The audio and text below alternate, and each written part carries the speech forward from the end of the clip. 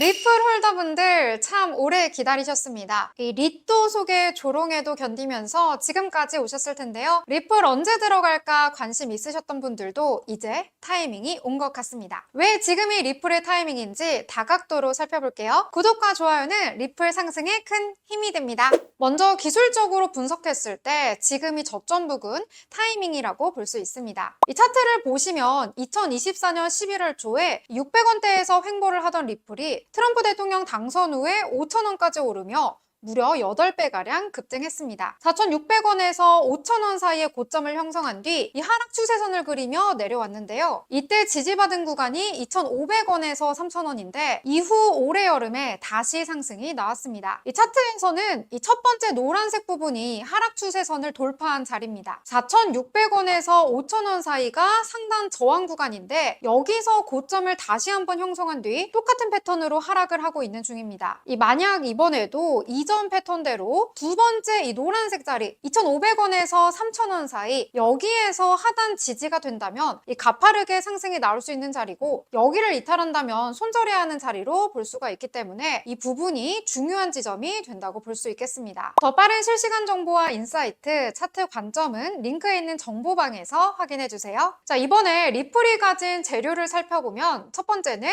XRP 현물 ETF의 자금 유입이 가속화되고 있다는 겁니다. 지난달 미국 시장에서 공식 출시된 이후 엄청난 자금이 몰리고 있습니다. 캐너리, 비트와이즈 등 이 주요 운용사들이 출시한 XRP 현물 ETF의 총 순자산은 현재 시간 12월 19일 기준 12억 1천만 달러를 넘어서면서 이 완만하지만 지속적인 자금 유입이 이어지고 있는 흐름이 나타나고 있습니다. 이 초기 수요는 개인 투자자 중심으로 나타났지만 이후 연기금과 보험사 등 이 미국의 지역기관들의 관심이 빠르게 유입되면서 여러 투자자층에서 동시에 수요가 유입되고 있다는 걸 알 수 있는데요. 현재 가격은 이 코인 시장 전체의 약세로 인해 눌려있지만 전문가들은 이 기관의 자금이 하방을 단단하게 지지해주는 콘크리트 바닥이 될 것으로 보고 있습니다. 또 기업들의 XRP 보유 움직임도 늘고 있는데요. 그중 에버노스는 10억 달러 규모의 XRP를 매입했고 내년엔 IPO를 추진해서 대규모 자금을 XRP 매입에 투입할 계획인데 이건 스트래티지가 비트코인을 대량 매집해서 기업 가치를 끌어올린 전략과 유사한 행보로 풀이됩니다. 두 번째는 리플의 진정한 승부수 스테이블 코인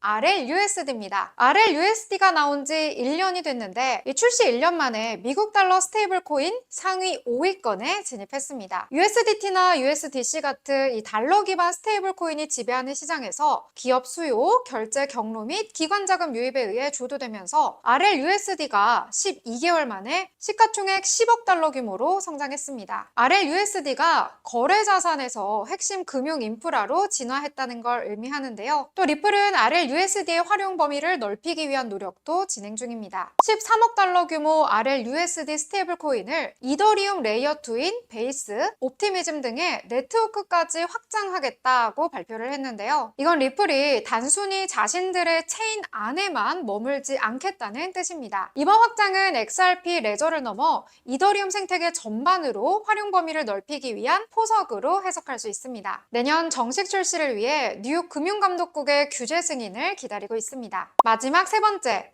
미국 통화감독청이 리플의 내셔널 트러스트 뱅크 신청을 조건부 승인했습니다. 리플 외에 비트고, 피델리티 디지털 에셋, 팍소스, 서클의 신탁은행 설립도 조건부 인하했는데요. 트러스트 은행은 일반 상업은행과 달리 신탁 업무 및 이와 관련된 활동에만 전념해야 하고 일반적인 예금 수취나 대출 활동은 제한됩니다. 이건 이제 리플이 외부 금융기관의 중개 없이 독자적인 인프라를 구축할 수 있게 됐다는 것이고 규제금융으로 나아가는 중요한 진전이라고 볼 수 있습니다. 갈링하우스 CEO가 말한 스위프트 점유율 14% 탈환은 단순한 마케팅용 멘트가 아닙니다. 현재 전 세계 송금망의 스위프트는 너무 느리고 비싸죠. 하지만 OCC 승인을 받은 리플의 인프라를 통하면 은행들은 비용을 80% 이상 절감할 수 있겠죠? 이 규제라는 족쇄가 풀린 리플이 전 세계 은행망의 중심인 스위프트의 파이를 뺏어오기 시작한다면 그때 XRP의 가치는 이 지금과는 차원이 다른 수준이 될 것입니다. 이 재료를 정리하자면 현물 ETF로 돈이 들어오고 RLUSD로 생태계를 넓히고 OCC 승인으로 은행의 지위까지 확보했다는 거죠. 자, 내부 호재는 완벽한데 외부 환경은 어떨까요? 우리는 2026년 대규모 유동성 장세를 주목해야 합니다. 앞으로 유동성 장세가 오면 코인 시장이 제일 크게